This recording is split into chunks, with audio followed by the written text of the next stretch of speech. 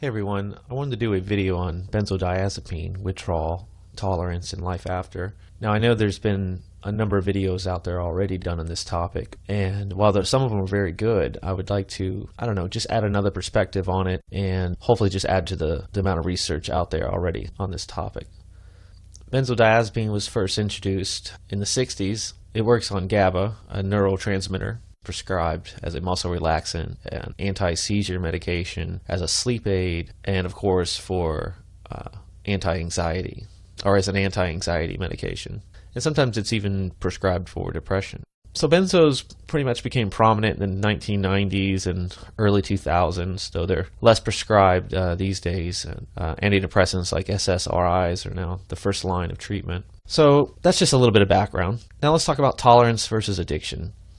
Now, tolerance just means you've taken the medicine long enough to where, there's been biological changes, in your brain, neurotransmitters that are now responding, and the medicine is no longer having the effect that it once had. So typically what they do is increase the medicine. And that works for a while, but typically what happens is you hit a wall, so to speak, and your doctor eventually will say, we can't give you any more. You're already taking too much. And at that point, things become a little more difficult because either you have to wean off the medicine, which is bound to bring side effects, let alone whatever you were taking it for is still going to be there and most likely more pronounced at this point. But it also brings implications of additional treatments. Like, we take you off the benzo, now do we give you an antidepressant, or do we try a different type of benzo, or where do we go from here? So a tolerance is different than addiction in that addiction is more associated with addictive behaviors. If you are tolerant to benzo, it's different than being addicted in that you're not stealing or going through crazy means to acquire it, and you're not taking it in excess to get high off of it, things like that. It's just a very different phenomenon. So the next thing we could talk about is the AMA model, or the American Medical Association, versus the psychosocial behavioral or holistic model that you see in psychology in terms of disorder. Now, the AMA model sees disorder as being strictly a biological function, meaning if you have anxiety, it's a result of neurotransmitters and basically biological, neurological functioning within your body. In other words, this could stem from your birth, it could stem from prenatal development, even trauma can change neurochemistry. But either way, it's going to be looked at and examined through the lens of as a medical problem. Now, the psychosocial behavioral model, or the holistic model as it's often called, it looks at things like your cognitive and affective functioning. Essentially it's nurture. We can just use that debate, the nature versus nurture debate, right? So the medicine model, the medical model, is more the nature. They're looking at your biological, what you were born with, versus the psychological model is looking at how your environment affected you, how your experiences have affected you. They're taking into consideration other things. But also, the psychosocial behavioral model, there is a biological perspective going on in there as well. There's, at least today, at one point, the two were very different, the medical model and the holistic model. But now, psychology has really sort of spread their theoretical lens, so to speak, and they look at things from a biological perspective too. There's no denying that prenatal development and early fetal development, too much exposure to stress-related hormones and things like that can cause changes in development of the baby that will, as the child goes on to grow and become an adult eventually, these symptoms are correlated for sure. But that said, chemistry and our thoughts and behavior work as a continuum. They work in a influencing kind of style upon each other. Our chemistry influences our thoughts and our behavior, but our thoughts and behavior influence our chemistry. Meaning, if you think, even if you're healthy, and you didn't have any kind of predisposed biological anxiety or depression stemming from prenatal development or something like that, and we take you out of a good, loving environment, put you in a terrible environment, and put you in, a negative state of mind with negative emotions in a prolonged state, and eventually you will have biological changes to your chemistry. So you hear people say things like, and they hear this a lot from their psychiatrists, that, yeah, I have problems, but, it's biological, it's chemical, they say. Well, yeah, it's chemical, but everything's chemical.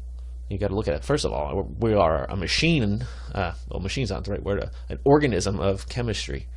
Everything we do, every emotion that we're feeling, and virtually every thought is a chain reaction of interplay between chemicals. Like that's what's happening there. So to say it's chemicals, I think what they're really saying is it's derived, or the genesis is strictly a biological thing. And with that said, biology can influence, and in a certain number of people, a very small percentage, some of them may need medicine. There's no denying that, especially people with severe depression, suicidal ideation, things like that.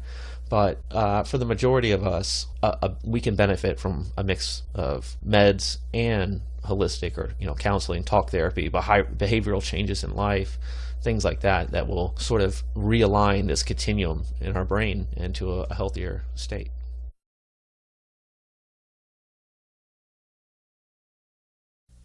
So a quick little bit of background on my story. I was involved in a car accident some years back, and I was having severe muscle spasms. And I had tried everything, Soma, different type of muscle relaxants. And those things are very short term, first of all, because they're highly addictive. And none of them worked. I mean, I had mild relief at best, but nothing that justified taking them prolonged. And like I said, you can't take them prolonged anyway, I mean, without serious problems, and I knew that. So I was prescribed Valium, and I tried Valium, and it worked great. In fact, it worked better than anything I had taken. It greatly reduced the spasm, and I was able to take it for a prolonged period where I went to physical rehab and rehabilitated my body. And then came to a point where, I don't know, maybe several months later, where I was like, okay, I think I'm gonna stop taking this, and I just stopped. I hadn't consulted my doctor, and I was a younger man, and I didn't really know much about it, what I was doing, and it was kind of a careless mistake. I should have approached him and set an appointment, which I had planned on setting an appointment and discussing these things. So I just sort of jumped the gun and said, well, I'm just gonna start taking it. I'm just gonna stop taking it right now. So what happened was, within, I don't know, 24 hours, 48 hours, I suddenly had a severe panic attack out of nowhere. Never had anything like that. Just sitting there, I remember I was talking with a friend, we were laughing about a joke, and something just like a switch flipped, and my skin began burning, and I had this sudden intense fear of death, like I was going to implode or black out or something. And I remember jumping up and just feeling utter panic, like something bad is about to happen, and I don't know what, I'm about to die. And I remember running into the house and just sort of putting my hands over my eyes and just trying to hold it together. Well, I went back and seen the doctor, and he said, oh, you've got an anxiety disorder, so you really just need to take these. And I thought, well, that's kind of strange. I never had that before. It seemed like an effect of not taking it. And he goes, well, yeah, that could be that, but most likely you had a pre-existing anxiety disorder, and when you got off the meds, it just sort of brought that back out. It became more pronounced. It was never really brought my attention that this was a side effect of withdrawal so much, which I think it should have been. But nonetheless, okay, I have an anxiety disorder. Wow, that's unfortunate. I guess I got to take these. And while I was taking them, I still was getting benefits from physically. I had some terrible back injury with spasming and things like that still were persisting a little bit, and the Valium helped for sure. So eventually I had been on them for a prolonged period, and every time I would come to the doctor, he would say, you just need to take a little more. You just need to take a little more. Well, I said, I'm getting anxiety still coming through this. Like, I think it's related to side effects. No, you just need more. You have a pre-existing anxiety condition. Eventually I hit the wall to where they're saying, just take more, and it was getting up to a dose that was just unhealthy. And I thought, well, where does this go? I'm about to hit the wall. I'm not going to be able to go up any higher. And then what do we do? And pretty much that's what happened. And he said, oh, okay, let's put you on antidepressants. And I said, okay, hold on, wait a minute. This is all spiraling out of control here. This is going too fast. This is not even why I began taking this thing. Now suddenly I'm about to be put on antidepressants, and I had read a lot of bad things and about SSRIs and potential side effects. And at this point, luckily, I had already started pursuing my bachelor's in clinical psychology, and I think I was just about finishing that up, and I had already was moving toward the field of psychology. I knew I wanted to do something in that. And I was studying psychopharm and all these things, and I was learning more and more about this. And someone introduced to me the Dr. Ashton's manual, which I'll post a link here, and you guys should really look at this, because this is going to come up multiple times during this discussion and in these videos. Dr. Ashton was a physician that was working with people coming off benzos in a hospital setting, and she observed, I don't know, hundreds, maybe thousands of people going through withdrawals. And she created this manual for the weaning process, how fast you should go, what to expect, dangers, things that help. You know, she put this really comprehensive manual together that was really wonderful. Anyway, I found that and I started reading it and learning about it, and I started saying, oh, this might be what's going on. That essentially I had hit a wall, had built up all this tolerance, and now the drug was giving me all these side effects of withdrawal. So then it became this very frustrating thing where I was going back to the doctor and I was talking to people in the field, and they were saying, you know, there's this great split of, is it symptoms of withdrawal? Is it pre-existing anxiety now surfacing?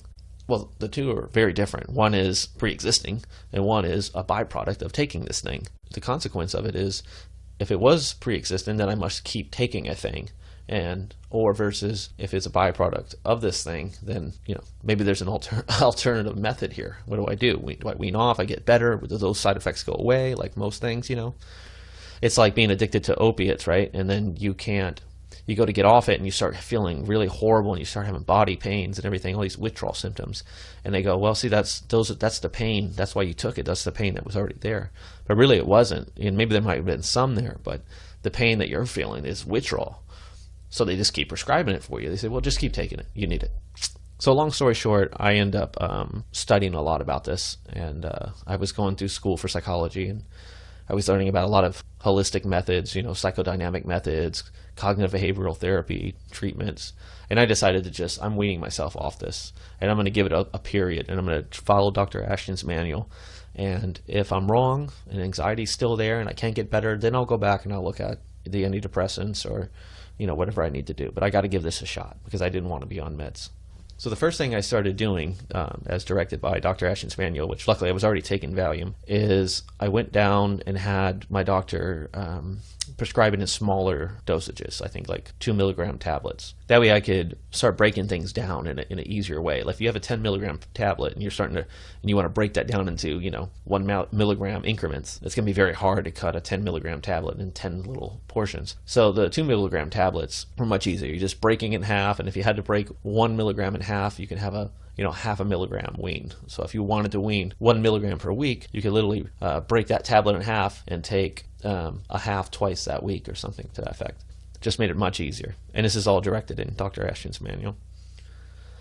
So the idea was to wean very slowly. I think she directed 1 milligram, maybe 2 milligrams a week, but nothing quicker than that. Sometimes half a milligram. Sometimes you might even have to just stop weaning for a few weeks because the symptoms get too bad. When they get too bad, what do? You want to run back and take more. Well, if you take more, then you backtrack.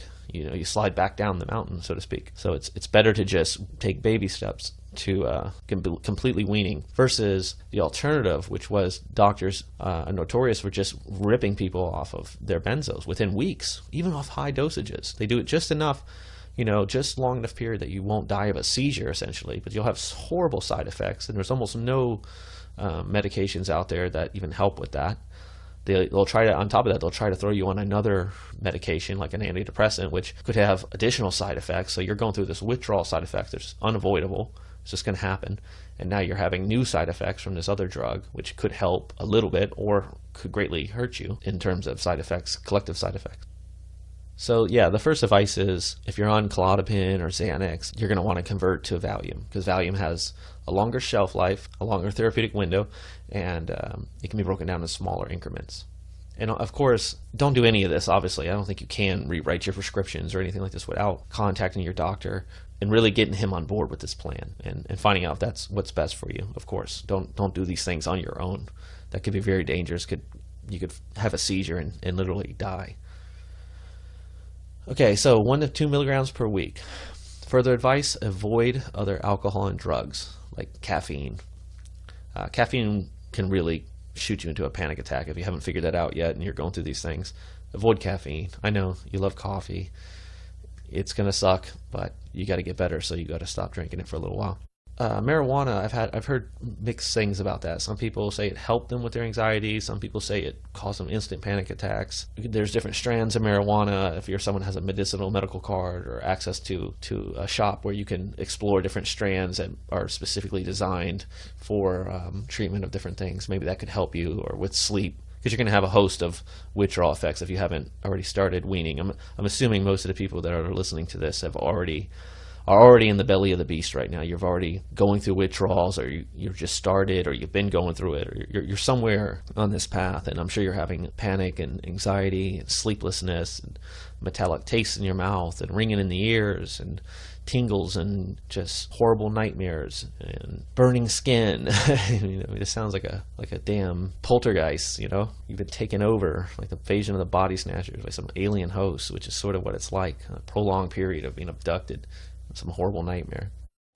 Another thing I want to talk about is alcohol. Of course, it's going to help with withdrawals initially, but then the consequences, it'll drastically heighten the severity of withdrawals. And that's because alcohol biologically resembles benzo. It's very similar. Neurologically, it's very similar in the brain and actually what it affects, GABA and things like that. It's very similar, and its withdrawal alone, just alcohol withdrawal on its own as a drug, is very similar to Valium or benzos, creating seizures and all these things that you're experiencing, very similar to an alcoholic who's coming off alcohol. So avoid alcohol at all costs. You're going to have to, basically, weaning off of this drug is a whole change of lifestyle. I kind of equate it to being the Count of Monte Cristo, where you're sitting in that tower, in this dark tower with a little tiny window that you can't even see out of, and it's cold, and you're barely clothed, and every year on your birthday someone comes in and whips you, meaning it's going to be a long, cold, crappy process. But like the Count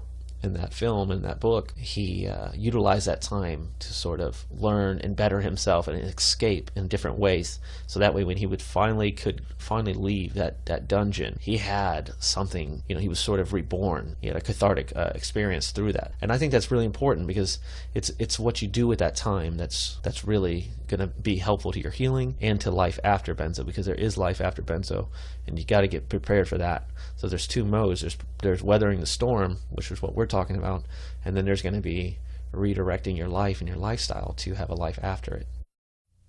Now, as I've mentioned before, there's not much, unfortunately, in the way of treatment options. When you're addicted to opiates, they have a medicine like Suboxone that you can take, and it greatly reduces the withdrawals, which is fantastic, right? But really, there's nothing like that for benzos, unfortunately, which is why I feel benzos are the most frightening and difficult drug to get off of probably any drug. I mean, it's the only one that can one of the only ones that can literally kill you.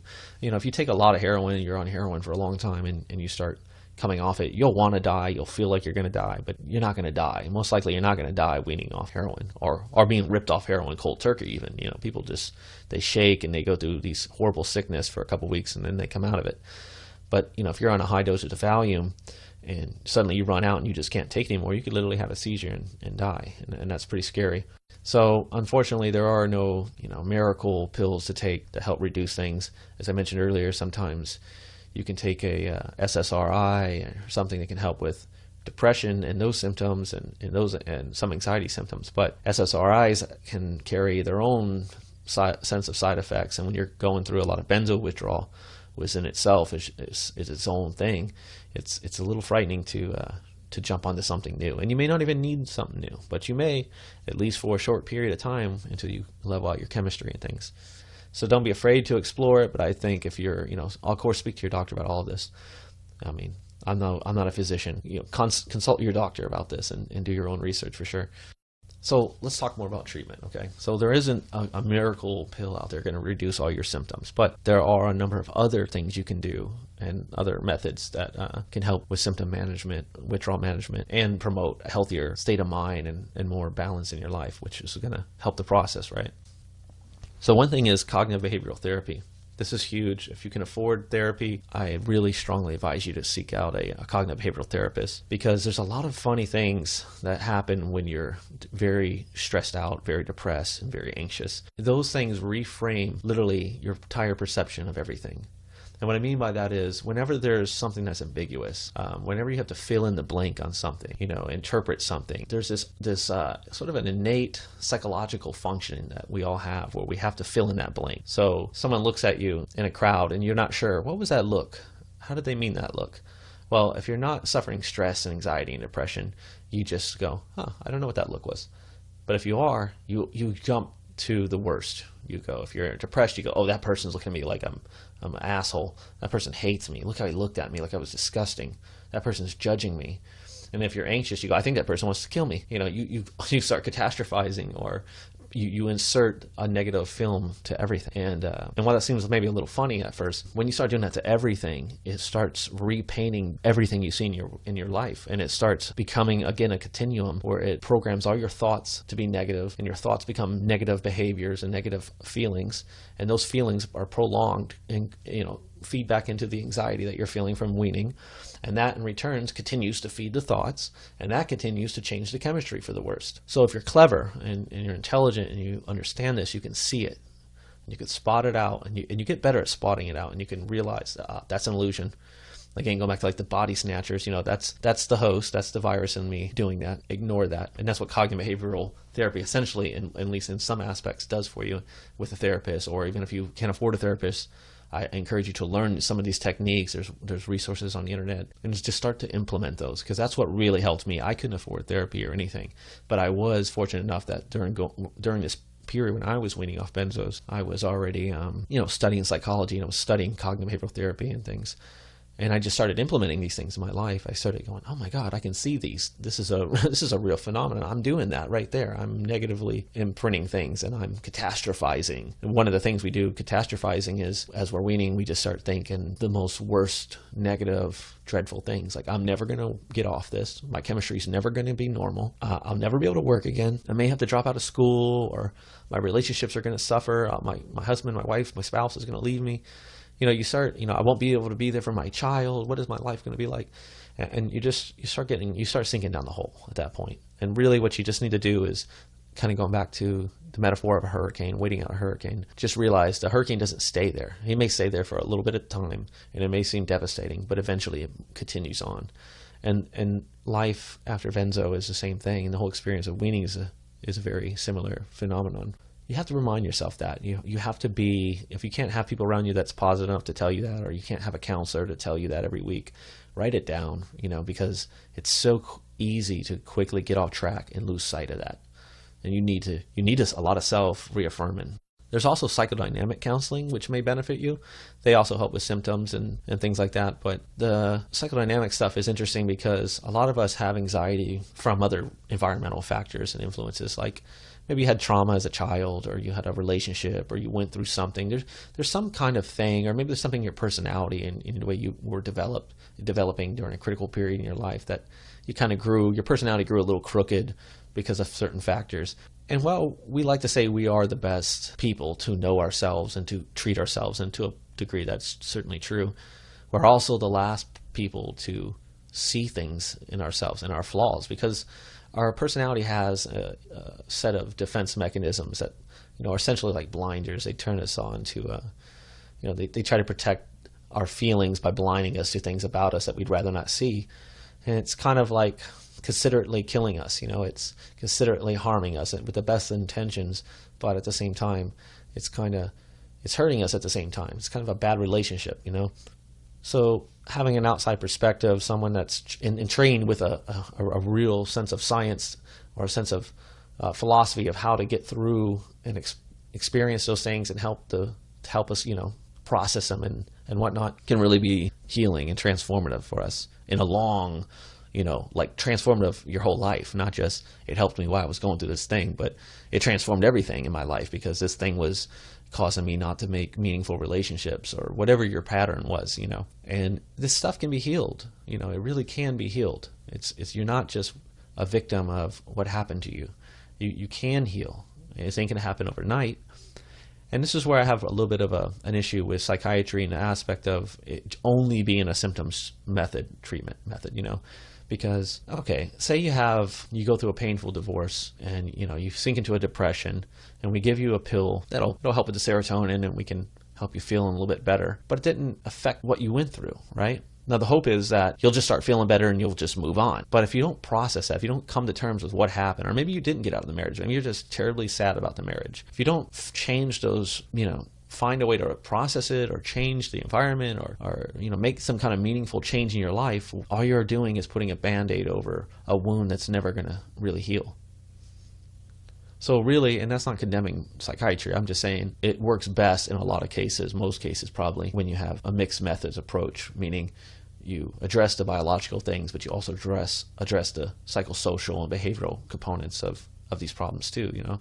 So seek counseling. And if you can't, you know, this is a situation that you're in that's, you're going to have to become your own advocate and your own therapist in a sense, if you can't afford one, because you're going to have to walk yourself out of the woods, or you're going to have to carry yourself out of this storm. Now let's talk about adjunct therapy. And by adjunct therapy, I mean additional therapy or therapeutic things that you can be doing in conjunction with a lot of the other self-work, whether you're going to a counselor, whether you have medication that, you know, your doctor's helping you with medication, other things that are going to help you with symptoms management and just integrating your life back, resembling some sense of normalcy. One that helped me tremendously, and I'm a little biased because I'm an artist, was art therapy. Like I benefited so much just creating art. I tried to throw myself into it. It wasn't very good art because I was undergoing this, you know, this terrible thing, and it was actually really hard to create art and to get into it and feel it like I used to, you know, before I was going through this withdrawal. I mean, because everything during the withdrawal just sucks. Everything's just cold and dark and no fun. But the art therapy gave me an anchor. It gave me something to take my attention away from some of these symptoms, which is pretty powerful. And for you guys, you know, this could be as simple as getting a art therapy coloring book or something and just coloring daily, or you could be journaling. I don't know, whatever your creative outlet is. I just advise you strongly to engage into a creative outlet. Even if you don't have one, go find one, play guitar, whatever it is, just dive into an art, because it can be really healing in that aspect. And it's beautiful, right? And also when you come out of this, you'll probably be a better artist, or you'll have a new thing that you can carry with you, which is always great. Another thing that helped me was watching comedy films. You know, you've heard it said many times that comedy heals the soul. Laughter is very therapeutic, and so one thing that helped me a lot was I just started watching as many comedy films as I could, and you know, and I was really valuing the moments that I had when I could actually laugh during a comedy film, because, you know, a lot of the times as you're weaning, you're not in a really funny sense of mood, right? And sometimes you're just sitting there just sort of going through the motions, but you'll laugh here and there, you'll smile, and nothing else. You'll have these moments of a good feeling, a flicker of the light in you, and that's good, and that's what you want to do. Keep fostering that flicker, that light in you, and keep it burning, and keep remembering that there is love in you, and there is this goodness, and happiness is not gone forever. You will ride out the storm and come out the other side. Another area which I advocate probably the most is exercise, even if it's just going for a walk. Exercise, and many studies have proven this over the years, scientifically proven this, that exercise has wonderful benefits on our neurochemistry, in our bodies in general. Exercise definitely has a positive effect on mood, especially anxiety and depression. Exercise is wonderful. So if you can exercise, granted, when you're coming off benzo, sometimes you have, you know, racing heart rate and sort of strange symptoms that may hinder you a little bit. But when you can exercise, you know, go for it. And if you can exercise hard, if you're in that kind of place, the better you exercise, the more relief you're going to get, and stick with it, you know. Another thing is support group. Support groups are so critical to healing from any drug, you know, because it's really hard to do this alone. Some of us won't have support groups. And if you don't have, you know, meaning like family, friends, spouse, whatever, and if you don't have that, there's support groups online, which I found really helpful. With other people going through it, encouraging stories, they're just wonderful support group, people that write you and ask how you're doing and give you advice on things. And when you start feeling too dark and gloomy and like this is never going to end, they're there to remind you that, you know, this is going to pass, this too shall pass. And you can find those online. There's a number of benzo support groups out there. And another area which worth mentioning is actually really important, and if you're going to a therapist, they can help you with this. But if not, this is going to be very important to life after a benzo, and that's exploring your unconscious trauma or the problems that got you, that are correlated or related to your anxiety. But exploring these things without too much commitment or too much investment in the emotion, because as I said earlier, you know, your depression, anxiety kind of put a negative film on things, and sometimes when you're exploring these things, you'll overemphasize these elements because of all the symptoms that you're going through. You'll start, oh, this is why this is happening to me, and you don't want to put too much interpretation on it. You just sort of, but you want to start to get a sense for certain things in your life, because one side effect of coming off benzo, especially life after benzos, is whatever problems you had prior they come back, you know, because the benzo sort of numbs you to your problems. They take away the fear and the anxiety and the worry and the stress. They sort of just put a blanket over all those things. And stress is not a bad thing entirely in itself. Stress was a very evolutionary byproduct that facilitated our survival by allowing us to know when there was danger. So that way we can, adjust our behavior and our environment in some way to protect ourselves from danger. And a base level, that's running from a predator. But in a psychological, cognitive affective model, it's relationships, it's abuse, mental trauma, it's other things. It's not being happy where you are. It's things like that may seem very small at first, but can really build a giant wall over time.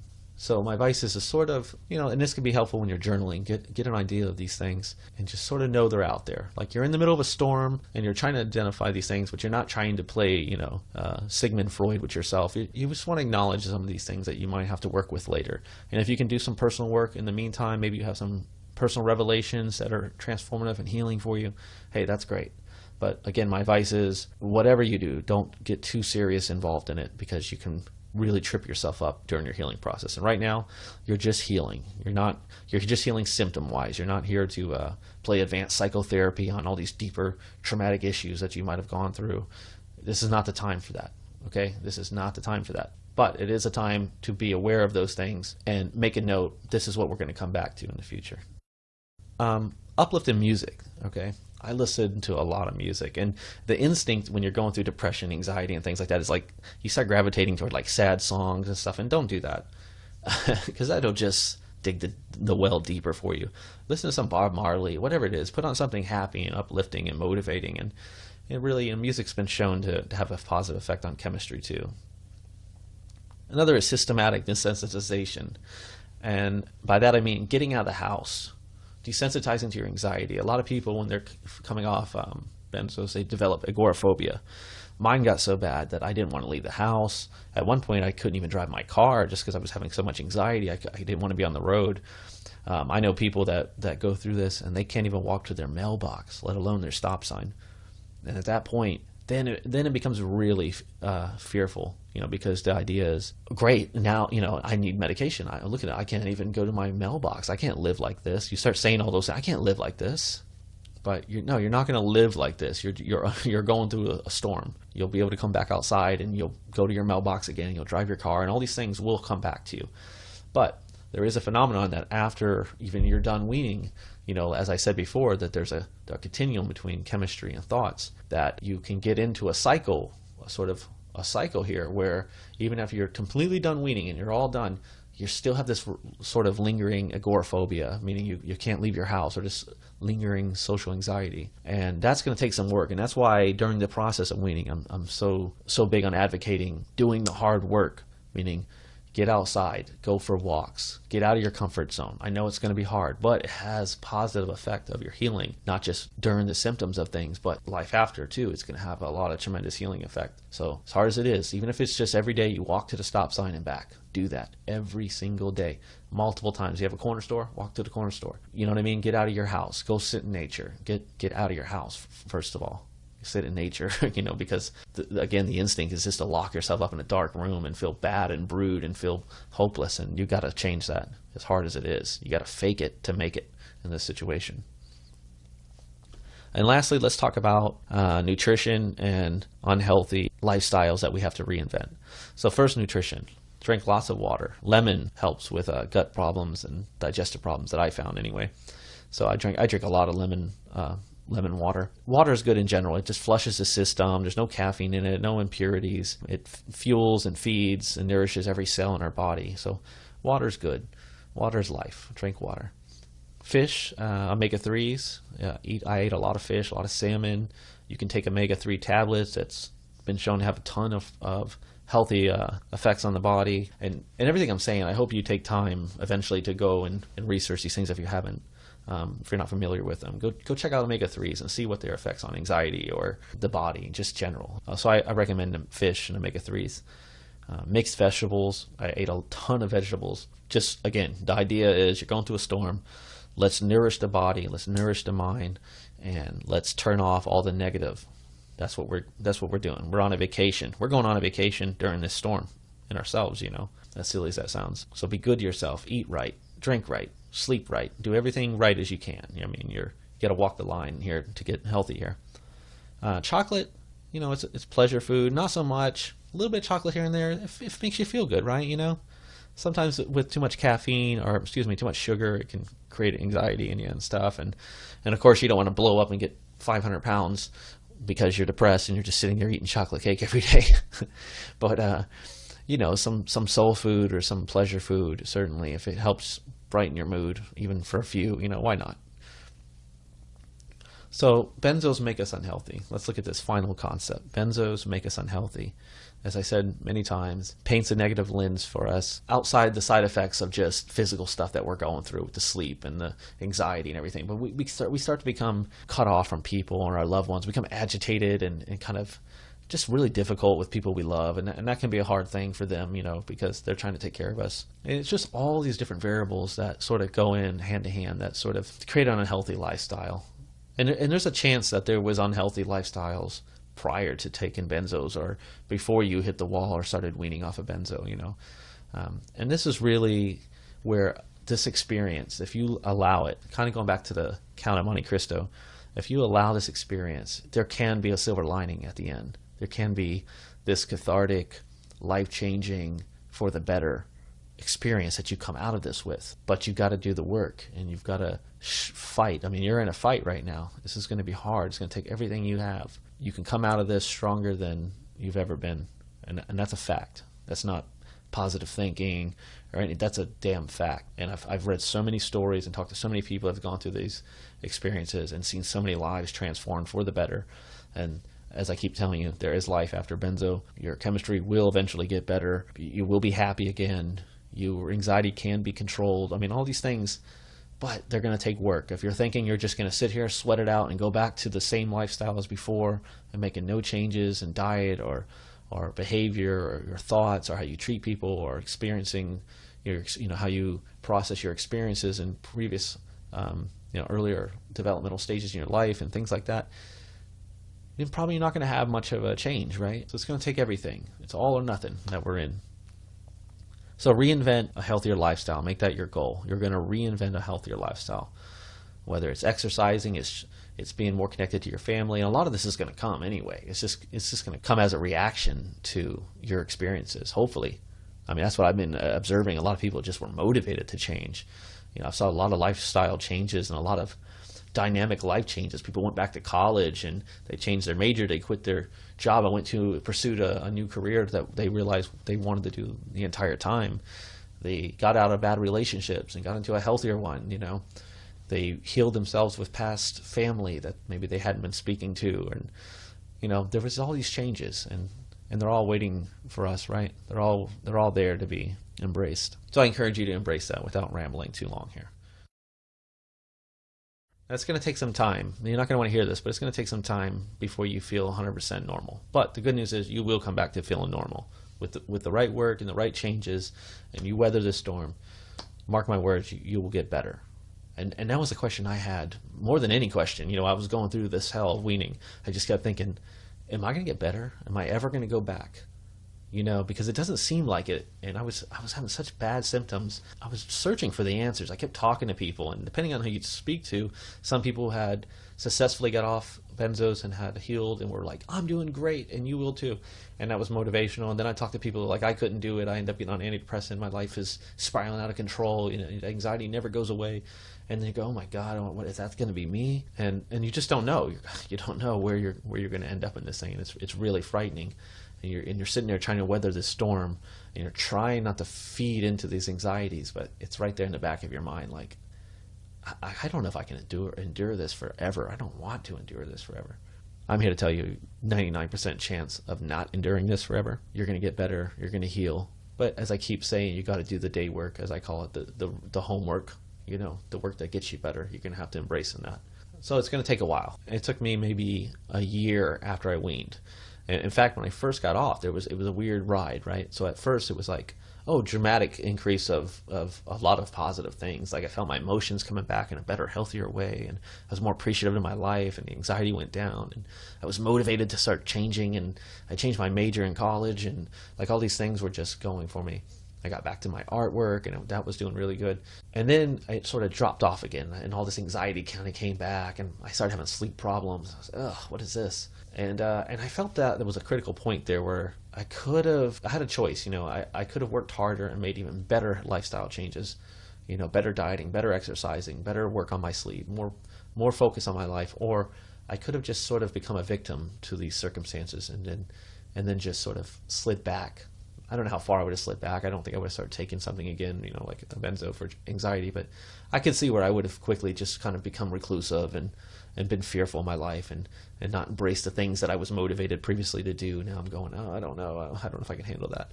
There was a choice to be made, and luckily for me, I just said, no, I've gone through too much. I want the best life I can get. I'm going for it.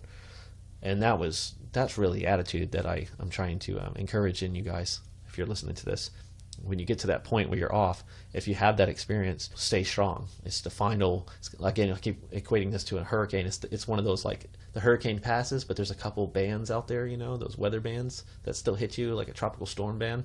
And you'll have a few of those, and you got to just weather those last bands and keep doing the right thing. Keep on your diet, keep exercising, keep getting out of the house, keep watching positive films and engaging in art and working on your relationships and working on yourself. Keep evolving, essentially. I mean, evolving, I think, is, without getting too much into psychological theory about human growth, I'm a big supporter of personal evolution. I really believe that when a person stops evolving themselves, that's when a lot of neurosis and disorders start emerging. And evolving, I mean, evolution didn't end with your thumbs. Evolution means keep going. What are your dreams? What are your aspirations? What's the best version of you that you can be in all forms? And go for that. That's what I'm saying. So during this period, you're going to be wanting to do, this is where like all the more personal work starts to begin. Remember I said earlier, when you're going through all these symptoms, don't focus on this trauma or whatever you can correlate to causal factors for your anxiety. Don't focus on that. But now this is the part where you kind of want to start focusing on that. Now this is where the more personal work begins.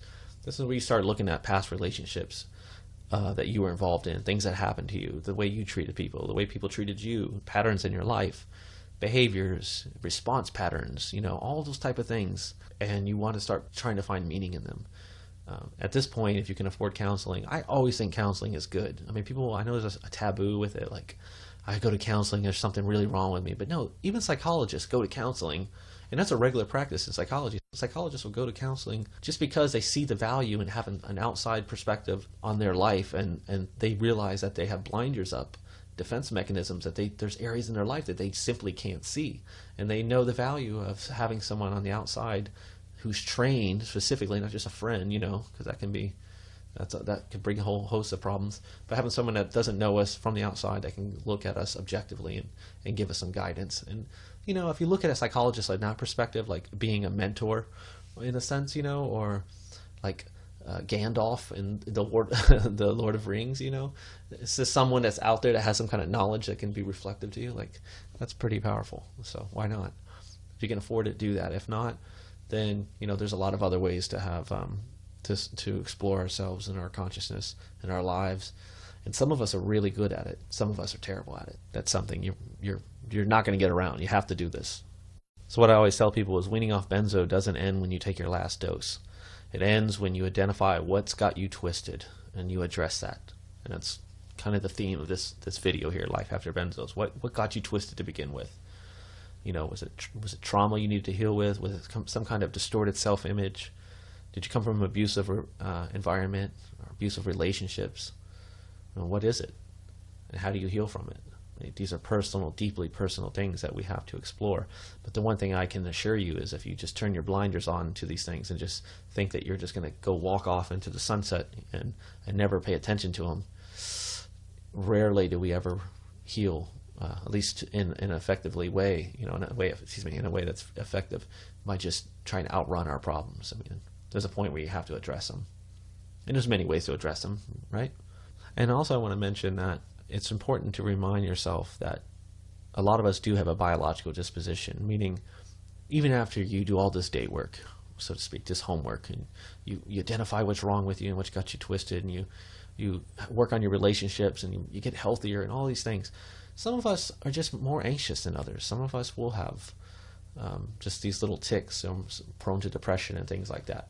But what I'm saying is, by doing all these things, these tics or these neurotic tendencies are going to be much more reduced. They're not going to be able to take over your life and hijack your life. They're going to be, and they'll be foreseeable. You'll know that, oh, when I get engaged in this, if I drink too much, or if I don't be social enough, I can get this tinge of social anxiety that will come up, and you kind of foresee it, and then you do the right things ahead of time.